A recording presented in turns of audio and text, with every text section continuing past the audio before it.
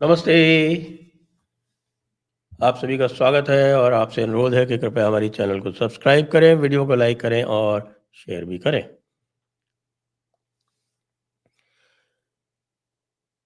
Trump Modi ji के मित्र हैं, उन्होंने अपनी मित्रता पूरी तरह से निभा दी है, लगभग पूरी तरह से। कुछ और छोटे-छोटे जो कार्य हैं, वो तो होते रहेंगे, लेकिन बड़ी मित्रता ये निभा दी है ट्रंप ने कि मोदी जी के 2029 में वापस आने का रास्ता पूरी तरह से खोल दिया है।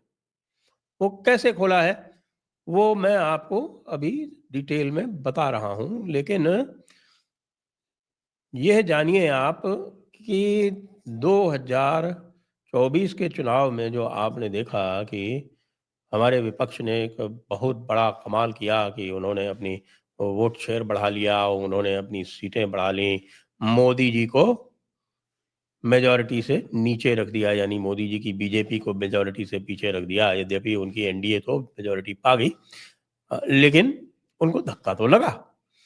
तो ये धक्का लगने के पीछे जो कारण थे, उसमें ये बताया जा रहा है कि भाई इसमें तो बहुत बड़ी फंडिंग इन्वॉल्व थी और बहुत बड़ी फंडिंग का खुलासा भी कर दिया है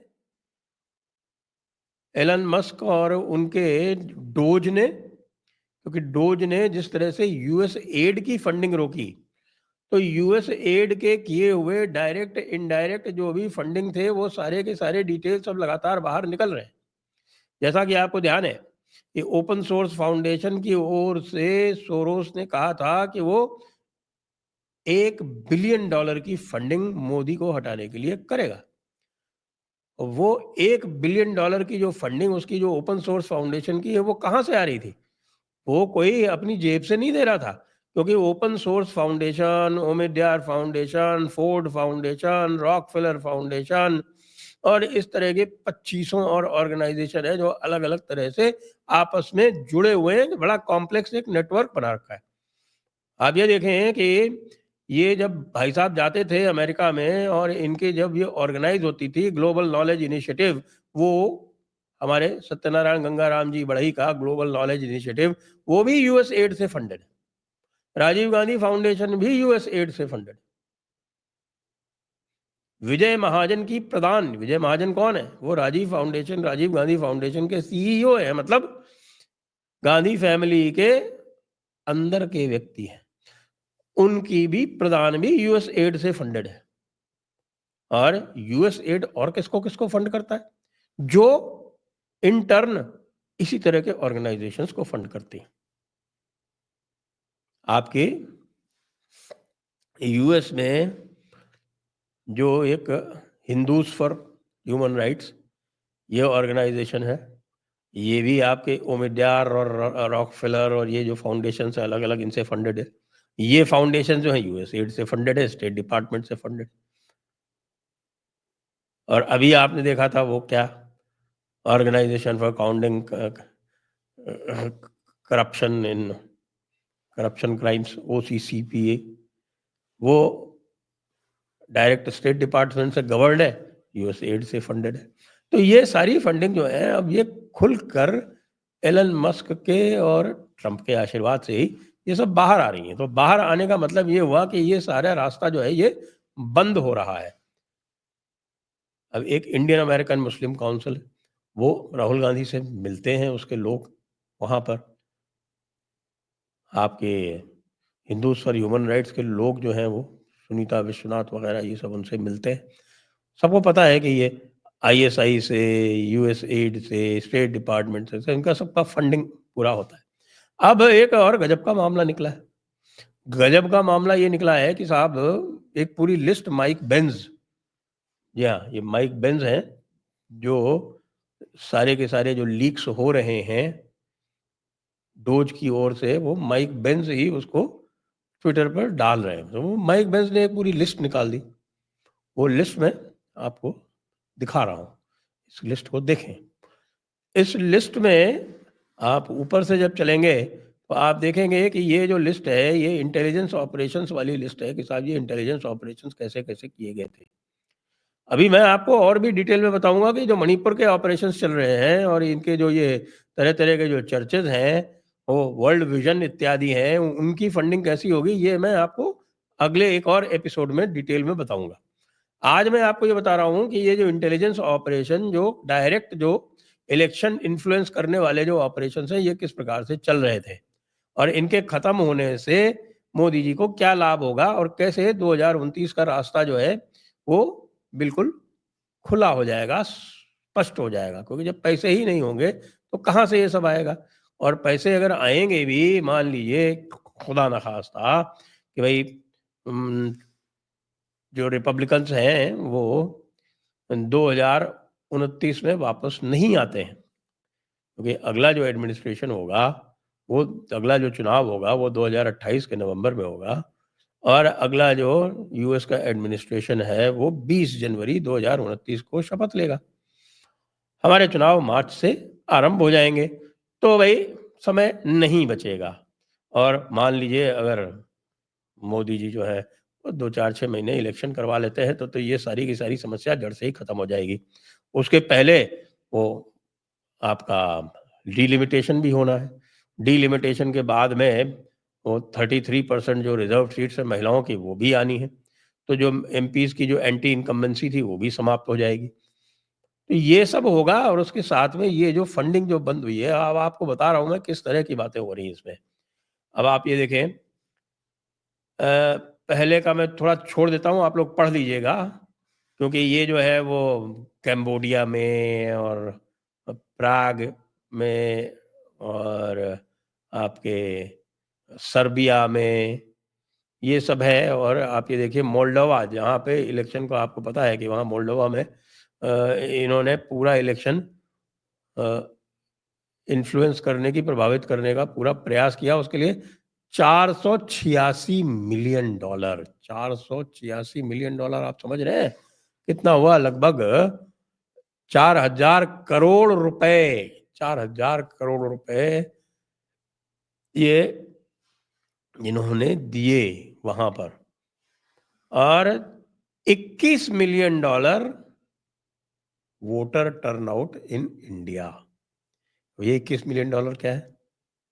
$21 मिलियन जो है ये लगभग 200 करोड़ रुपए होता है। और ये 200 करोड़ रुपए वोटर टर्नआउट इन इंडिया के लिए, इसके डिटेल्स भी बाहर आएंगे। इसके जब डिटेल्स बाहर आएंगे तो पता चलेगा कि ये सारा का सारा पैसा जो है ये इनका नैरेटिव स्ट्रेंथन करने के लिए, और ये जो सारा आपने देखा जो इन्होंने तमाशा बनाया था कास्ट इत्यादि का, और ये कह के कि साहब की रिजर्वेशन ख़त्म हो जाएगा, संविधान बचाना है, ये जो सारा नैरेटिव बना था उसके लिए $21 मिलियन दिए गए थे। और जो विजय महाजन जो प्रधान वाले हैं उनको यूएस एड की डायरेक्ट फंडिंग मिलती है, वो जो है वो भारत जोड़ो यात्रा के आयोजक थे। भारत जोड़ो यात्रा की फंडिंग भी आप समझ लीजिए कि यहीं से हुई है, यूएस से। और न केवल ये, आप देखें कि बांग्लादेश वाली जो समस्या पैदा की गई है उसके लिए डायरेक्ट, या ये जो इंटेलिजेंस वाले जो फंड हैं ये $29 मिलियन, $29 मिलियन का मतलब हुआ लगभग 260 करोड़ रुपए, 250 250 करोड़ रुपए तो मान ही लीजिए, स्ट्रेंथनिंग पॉलिटिकल लैंडस्केप इन बांग्लादेश। और देखिए आप, $20 million for fiscal federalism in Punjab, 19 million in Nepal, $20 million for fiscal federalism in Nepal, and $19 million for biodiversity conservation in Nepal. अब माइक बेंज ये कह रहे हैं कि ये सारे के सारे इंटेलिजेंस ऑपरेशंस हैं, और इंटेलिजेंस ऑपरेशन का मतलब है कि ये इंटेलिजेंस ऑपरेशन सरकार गिराने के लिए ही किए जाते हैं, रेजिम चेंज के लिए किए जाते हैं। वही काम यहाँ पर हो रहा था। इसके अलावा नेपाल में एथीइज्म बढ़ाने के लिए भी अलग से फंड दिए गए हैं, वो पहले से रिपोर्टेड है इसमें। तो ये डायरेक्ट हमारे चुनाव को प्रभावित करने के लिए ये सारा का सारा अमेरिकन डीप स्टेट के द्वारा पैसा खर्च किया गया है। ये सारा बंद हो जाएगा। बंद हो जाएगा तो आप ये जितने भी फाउंडेशन बैठे हुए हैं इनके सबके पैसे बंद हो जाएंगे। और अभी तो आप देख रहे हैं कि जितना भी ये आया है ये खाली यूएस एड का जो $70-80 बिलियन है, और उसका हिसाब किताब आया है। अभी डिपार्टमेंट ऑफ डिफेंस का ऑडिट बाकी है और आपके जो डिपार्टमेंट ऑफ हेल्थ का ऑडिट बाकी है। और ये डिपार्टमेंट ऑफ हेल्थ और डिफेंस की ओर से पता नहीं कितने बिलियन डॉलर और पंप किए गए हैं। एक तरह से आप ये माने कि प्रजातंत्र के नाम पर जितने भी प्रजातांत्रिक देश हैं, उनको पूरी तरह से नियंत्रण करने का कार्य यहाँ किया जा रहा था। और मोदी जी ने बहुत ही चतुराई से, बहुत ही गंभीरता से, बहुत ही धैर्य रखते हुए भारत को एक प्रकार से बचा लिया। अब इसमें डीप स्टेट एजेंट कौन है, आपको सामने दिख रहे हैं, बिल्कुल सामने दिख रहे हैं। जिसने जिसने पैसा यहाँ से लिया है, वो हर एक व्यक्ति डीप स्टेट एजेंट है। आपको तो कई सारे जर्नलिस्ट जो ट्रेन किए गए हैं, उनका तो मैं नाम भी बता चुका हूँ। जर्नलिस्ट भी इन्हीं के उसमें से ट्रेन किए गए, इन्हीं के पैसे से ट्रेन किए गए। इंटर न्यूज़ वाला जो पूरा सिस्टम है, यानी कि इतना कॉम्प्लेक्स वेब है। मैं देख रहा हूँ कि कई लोग हैं जिसमें से इनको मैंने टास्क दे रखा है कि भैया ये जो पूरा वेब है ये बनाओ, इसको दिखाओ कहाँ से किधर पैसा जा रहा है, फिर किधर से रूट हो रहा है, किधर से रीरूट हो रहा है, कौन एंड यूज़र है, ये सब चल रहा है। चर्चेज़ का बड़ा स्कैंडल है, बहुत बड़ा स्कैंडल है चर्चेज़ को जो फंडिंग हो रही है। वो चर्चेज़ की फंडिंग का मैं अलग से आपको एक और एपिसोड करूँगा। फिलहाल तो ये जान जाइए कि मित्र डोनाल्ड ट्रंप ने मित्र नरेंद्र मोदी के लिए 2029 की राह बहुत ही सरल कर दी है।